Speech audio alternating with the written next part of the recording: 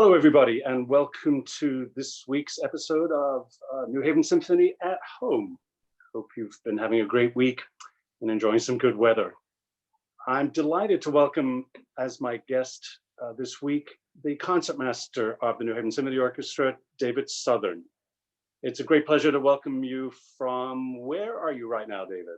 I'm at my home in Manhattan, in New York City. How are things going? I think that's always the first question out of my lips to all of my guests. How are you?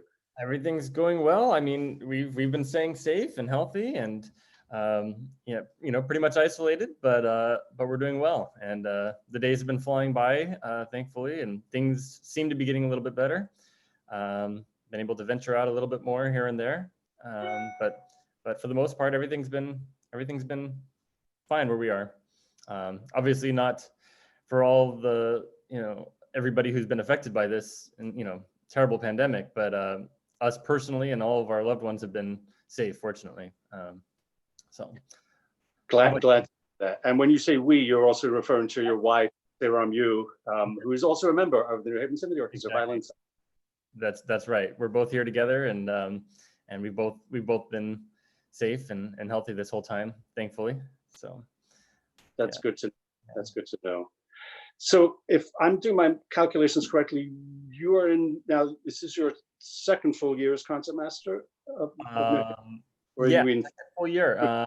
About a half season before that, I was playing the rest of the concerts of the season of the. Let's see, that would be the 2017-18 season. I played about half of that season as well. But this is the end of my second full official year as concertmaster of the New Haven Symphony. And therefore our first season together as collaborating in this particular capacity. But I thought it might be interesting for you to tell everybody a little bit about our background together. One might infer from the fact that it's my first season and your second that we met for the first time at the New Haven Symphony, but in fact that is very much not the case. And I wonder if you could tell us a little bit about our previous collaborations, and in so doing, tell us a little about your own background. Yeah, of course. It's actually a pretty amazing story for those who don't know it, and probably most people don't actually. But I did my undergrad at San Francisco Conservatory of Music. I started there in 2003, graduated 2007, and actually you, Alasdair, you were the music director of the Conservatory Orchestra at that time when I first joined the conservatory, and so you were the first music director and conductor that I worked with at the very beginning of my professional training as a violinist.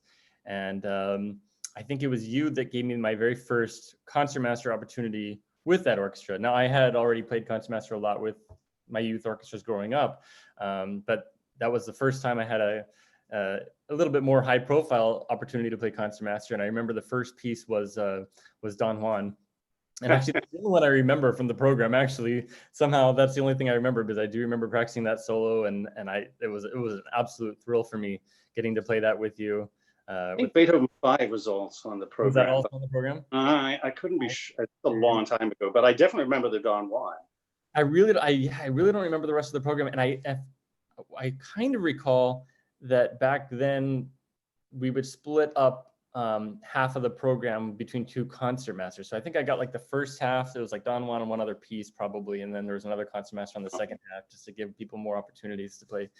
But that was probably 2004. I think that was my sophomore year of undergrad at the San Francisco Conservatory, and I think we had obviously several concerts together over at least 3 years. I think that I worked with you in San Francisco at the conservatory. Maybe even all 4 years off and on at least. But I know I worked with you a lot there, and learned a lot from you then, and was inspired in many ways to take orchestra seriously and treat it more like a chamber music and being really more involved even when I was in the back. And it was a wonderful experience. And then I didn't see you literally until 2 years ago when you auditioned for this job, or was it? Yeah, was it last 2 years? That was about 2018, I think. Yeah, a little and a half years ago, something like that. And I think you also, if I recall correctly, you did write me a letter of recommendation for when I went to Yale, because I went to Yale after after San Francisco. I did my master's in artist diploma at Yale School of Music. And you're a Yale alumni as well. And I think you were one of my letters of recommendation to help me get in there. And so it's pretty cool that we both are in New Haven now at the New Haven Symphony. Everything comes full circle.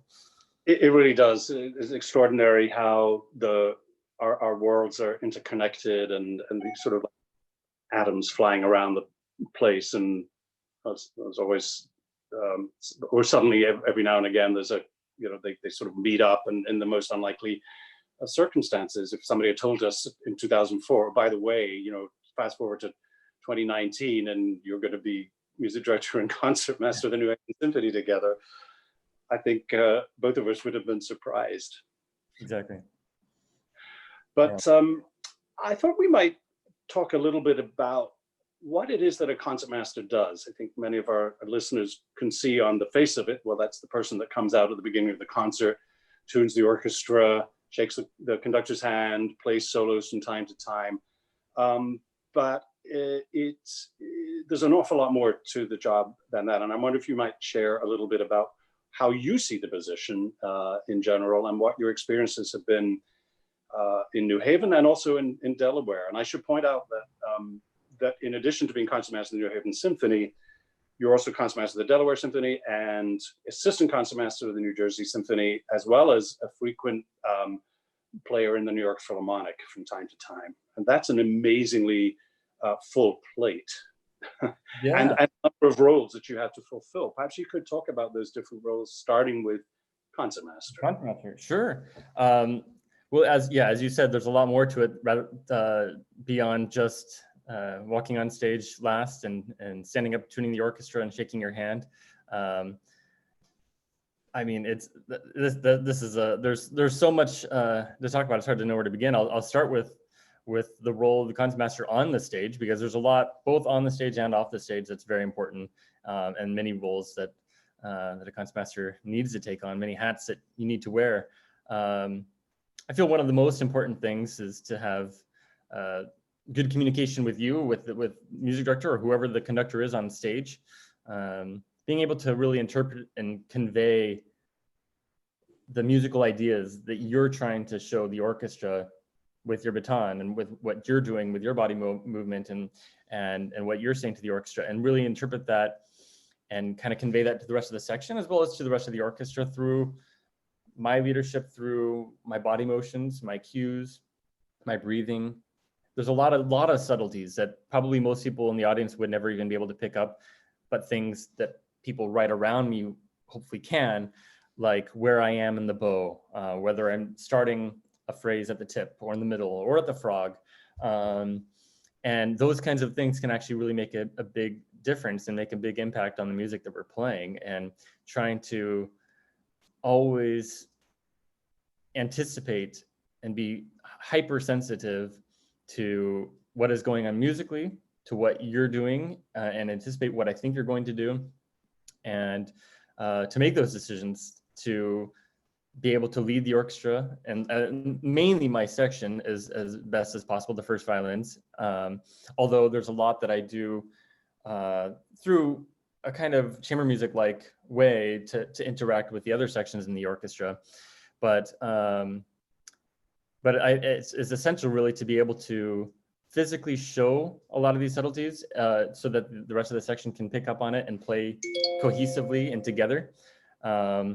Yep. And sound as good as possible. And it's actually amazing how big of a difference things like all starting at the same place, same part of the bow, articulating the same way, attacking the instrument with the bow the same way, how much of a difference that makes in terms of the sound and the artistic product, and to the difference that the audience, what they'll pick up on, what they'll hear.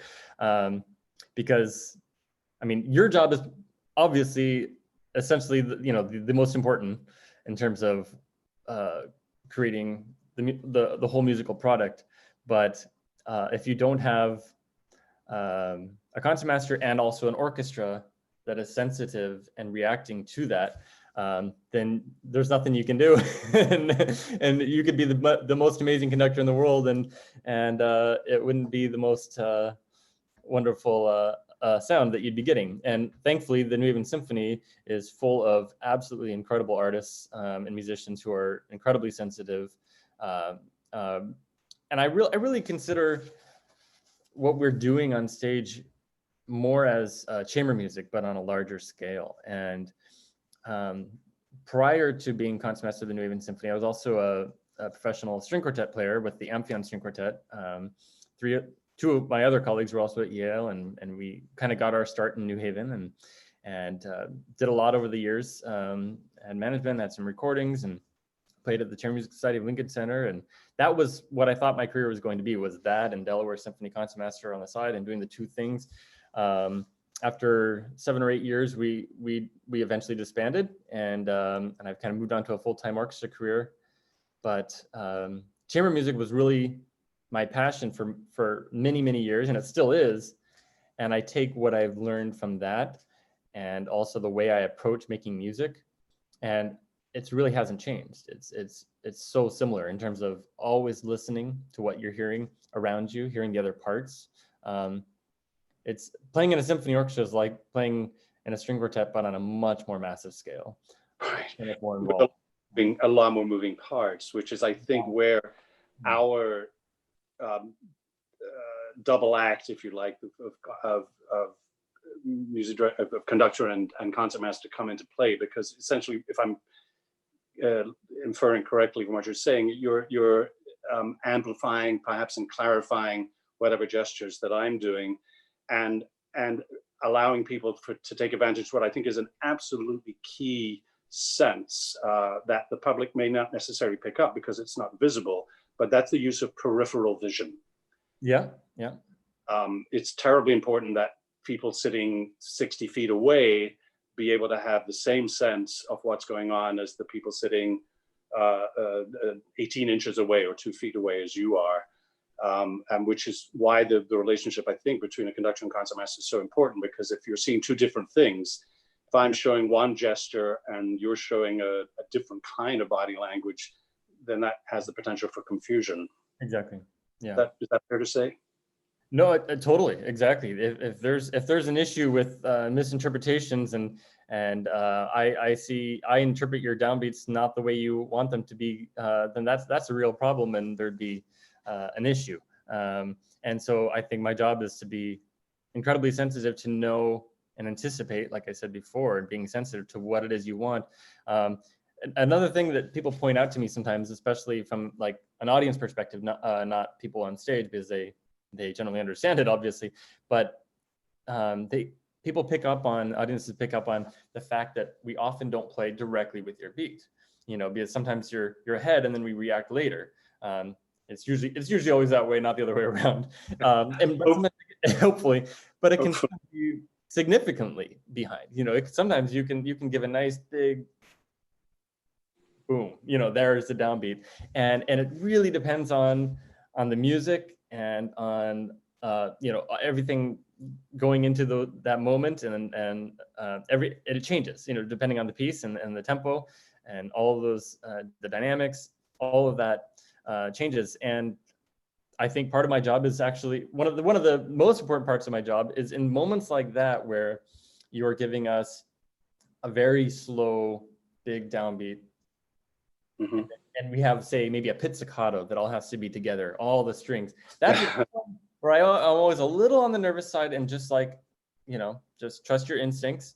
And because I have to then give a cue that's a little bit after your downbeat, and for us to be able to play it together. And I have to kind of time that with you, but interpreting exactly where you mean for it to be. Does that make sense? It's kind of hard to explain that in layman's terms to somebody who's not there on stage experiencing it with us. But I think it's a question of, maybe to use layman's terms, it's a question of figuring out where now is. Yeah. This moment in time. There are moments in time that are like this, it's like pinprick. Like if you're doing, as our last concert, the William Tell Overture.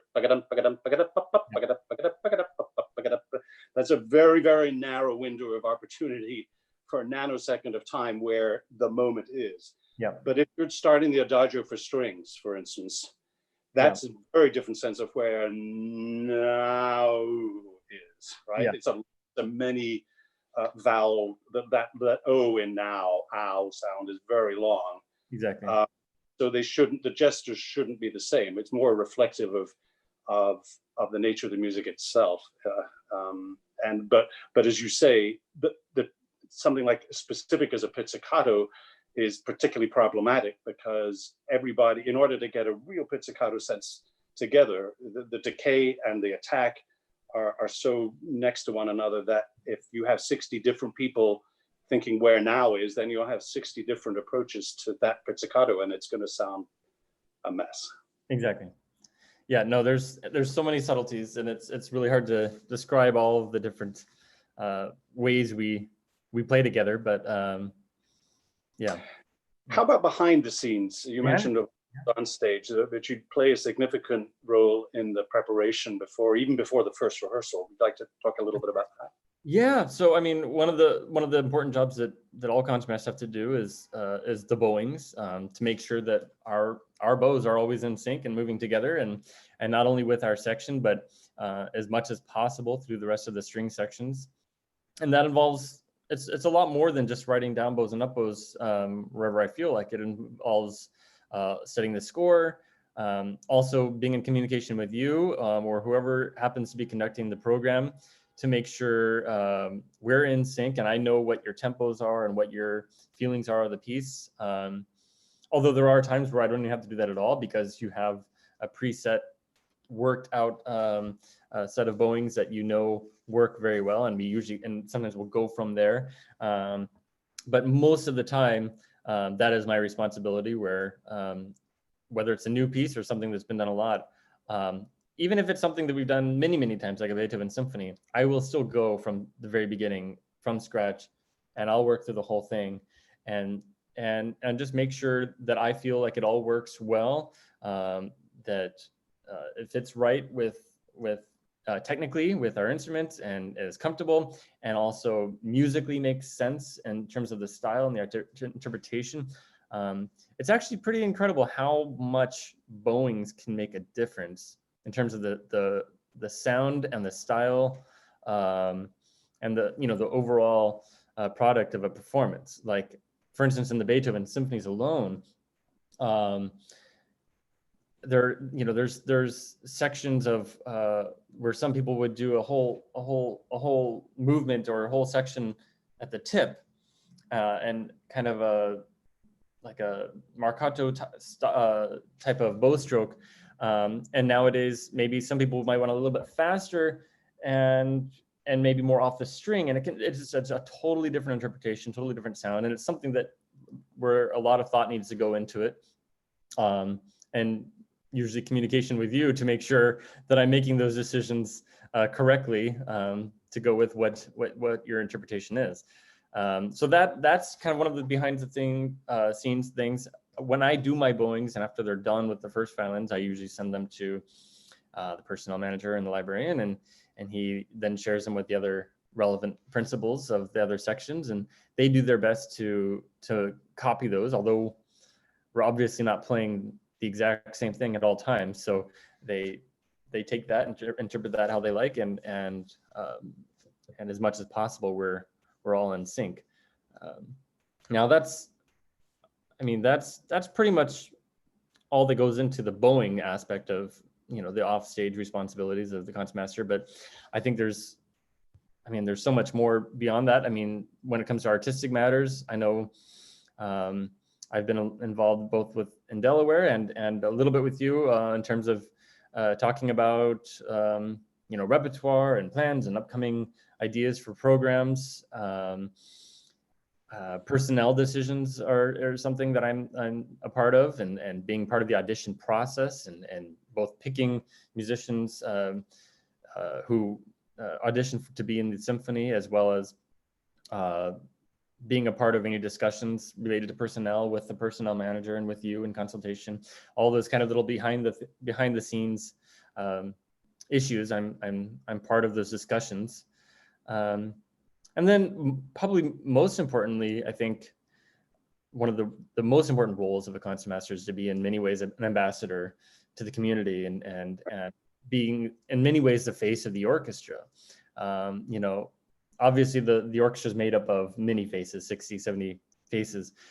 But in many ways, I try to represent the orchestra as best I can as the face of the orchestra when I do go out into the community to do things. Like I've done performances, pre-concert performances on my own as a soloist, and talks to maybe retirement communities and other outreach events, master classes, those types of things. And I'm doing so on behalf of the whole symphony, because you can't send the whole symphony to do that.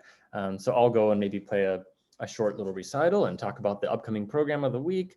And I mean, there's a whole lot that goes into that. In Delaware, I've done a lot of that as well. I've played, made home visits to people to longtime subscribers who could no longer make it to the symphony, and to make sure that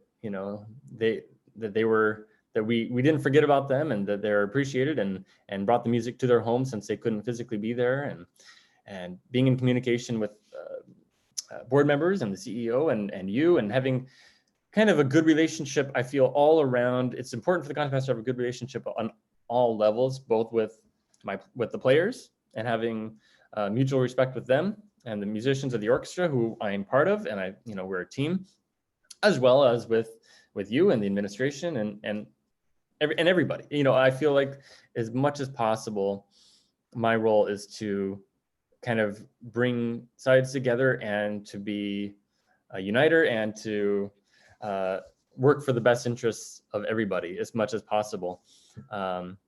And I think the New Haven Symphony is a fantastic team. It's made up of so many great people, both the ones you see on the stage as well as off the stage. There's so much that goes into every performance and every rehearsal.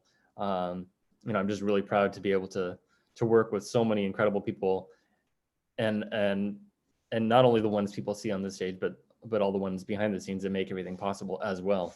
So being concertmasters, it's fun in many ways, because I do get to do all that, and I get to have all those responsibilities and be part of all those different processes. And I think that's kind of the gist of it. I mean, there's I could probably go on and on, but that's kind of. I'm curious to know that you've outlined all of these responsibilities and the many hats you have to wear. 1 minute is a trilby, the next a fedora, bowler hat, baseball cap, a lot of hats that you have to wear, kind of like a conductor too.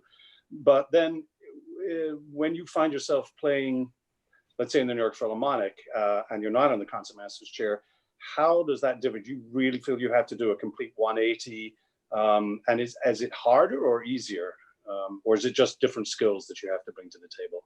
I mean, it's definitely different in many ways. Obviously, I'm not at the front. I'm not leading the section, but I absolutely love that as well. I must say. So I do get to, as you mentioned, I get to substitute with the New York Phil quite often, and sadly just missed a big opportunity to go on a European tour because of COVID-19, and that was absolutely tragic that we had to miss that. And for several years I've had the opportunity to work with them, and I would say for the last, how many years has it been? 3 years at least now, that since I've been working with their new music director, Jaap van Zweden, it's been even more exhilarating being in the back, because he's made such a priority out of getting more sound from the back of the orchestra. It's something he's constantly asking for, is for leadership and for the sound to be led literally from the back. He'll ask for less from the first stands and more from the back. And he even conducts that way too, asking for that. And so I actually, and it's not just there. I've always enjoyed, even when I'm in the back, because I do feel like I get to kind of, from the back lead in a way. And that's really important, and part of the concertmaster's job is to try to encourage that kind of playing as well, and to get your section to really lead from the back and to really play out, and be aware of that and listening for that. But while I'm, of course, while I'm in the Philharmonic, I'm not leading in terms of leading other people. I do feel like I am freed up in many ways to lead in terms of my sound and my playing. So I'm always giving 110%. It's not like I just, oh, I'm sitting in the back of the second violins this week, I can take it easy and coast my way through a week. No, it's actually really thrilling and a lot of fun, where I feel more important in some ways, and it is more difficult in many ways, I must say, because when I'm right there in the front, you can hear everything. Like everybody's right there. You got everybody, you have eye contact with all the different sections. When you're in the back of the second violin, sometimes you can only hear yourself. And it's a little bit, and depending on the piece and what you're playing, it can be a little bit, what's the right word? Not awkward, but a little bit disconcerting if you don't hear anything, but you know you're supposed to be giving and contributing more sound, but you think you might be overdoing it, but you're really not. And so being able to judge that and to really contribute, like I said, 110% from the back is really important. And so it's exciting. It's fun. And depending on the pieces, there's been I've had a lot of good experiences being in the back of the seconds as well. It's not boring in any way, I must say. It's wherever you're sitting, it can be a lot of fun and very important. So, well, it's so interesting to hear your perspective from such a complete musician in so many ways, and just being able to play in a section, as concertmaster, assistant concertmaster, as quartet playing. It's really wonderful and as a soloist, I should say, which is another part of your responsibility. Well, yeah, I should have mentioned that. I mean, so obviously the concertmaster's job is when we're on stage and playing in the orchestra to be playing like 100% and to be nailing my part and having practiced it for many, many hours so that I'm prepared, but also to be able to, and being a very good orchestral player and musician. But at the same time, when a solo pops up, either in the music or later as an actual soloist, I have to be able to immediately switch hats and belt out that solo, not like an orchestral player trying to fit in with the section, but as an actual soloist.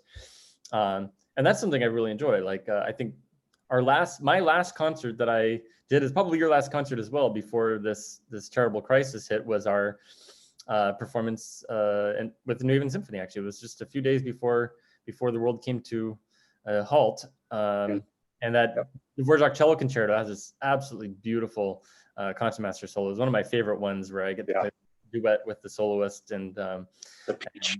That's one of my favorites. But in many ways, it's difficult because there's still a lot going on with the orchestra, and there's a lot of sound, and it's not something where everybody disappears and it's my turn to play a solo like Scheherazade or something like that. I had to really belt it out, and it's always a challenge. I've done that piece so many times, and that's a piece that's filled, as great as it is, filled with a lot of issues of balance, and that's one of the hardest ones, because you have to be belting it out there, but also a beautiful singing tone, and it shouldn't feel overly stressed. So, well, I remember that duet with you and Oliver there was just a wonderful memory. That was fun. Which I suppose leads us to where we're going now, and that's that you very kindly agreed to give us a sample of your solo playing in one of the key beautiful masterpieces from the repertoire. You know, tell us a little bit about that, and then we'll turn it over to the music. Yeah, of course. Yeah, well, I have about 6 minutes of music for all of you right after this. It's probably familiar to most people. It's the Thais or the Meditation from Thais by Massenet, from the opera Thais by Massenet, and absolutely gorgeous violin solo. It's something one of the reasons I wanted to play it is and what made me think of it. I saw my grandma via Zoom on Mother's Day the other day, and the first thing she said to me, "Do you have your fiddle?" And she actually started me on violin. Well, not completely started me, but she was one of my very first teachers for just a couple of years. She taught violin on an amateur level, and cello as well. And ever since I was good enough to learn that piece, every time I visited her, she made me play it for her. I could not leave. I could not leave her home. I could not go anywhere unless I played it for her at least once. And she's in a nursing home now in California. I wish I could visit her, but That's not allowed. And so as soon as I saw her on Zoom, the first thing she said, "Do you have your fiddle?" I'm like, "Yes, I got my fiddle." And okay, play meditation from Thais for me. Okay, Graham. And she just loved it. That was wonderful. So, this is dedicated mainly to her, and hopefully somebody over there can share it with her at some point, and maybe she can watch this. I think she can figure it. I don't know if she can figure out YouTube herself, but I'm sure somebody can share it with her. But it's just an absolutely beautiful, like I said, I think about a 6-minute work, something I've been playing most of my life as a violinist, and I hope everybody enjoys it. And it's hopefully the first of hopefully many more to come and over the course of this summer. For sure. But I thought this would be a good first piece to share with everyone. Well, I'm so delighted that you've agreed to do that. And I'm also delighted that we've had the chance to talk to each other today. Thank you so much for this wonderful insight into your world and into your music. It's a great pleasure to chat with you. You too, Alasdair. Thank you. Yeah. And ladies and gentlemen, playing now the Meditation from Thais by Jules Massenet, concertmaster of the New Haven Symphony, my friend and colleague, David Southern.